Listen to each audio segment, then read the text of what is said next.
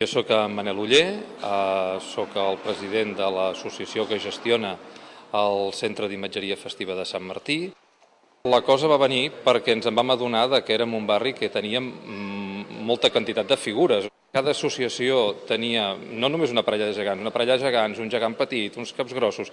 El drac no tenia només un drac, tenim el drac petit, la víbria, en aquell moment un drac volador, etc. Aquesta particularitat ens va fer que davant de l'Ajuntament ho acollissin molt bé i van entendre que potser sí que era el lloc aquí, no?, per muntar el Centre d'Imatgeria Festiva. I a més té un apartat de tallers, unes sales de reunions, és la seu social de la Colla dels Gegants i la Colla del Drac del Poble Nou i a la vegada fem una programació bàsicament adreçada per una banda a públic familiar els diumenges al dematí, cada trimestre algun concert així, concert vermut o alguna cosa d'aquestes, i després el que són ofertes de casal d'estiu i casal de primavera, almenys de moment. La intenció és anar ampliant, però això ja anirà arribant.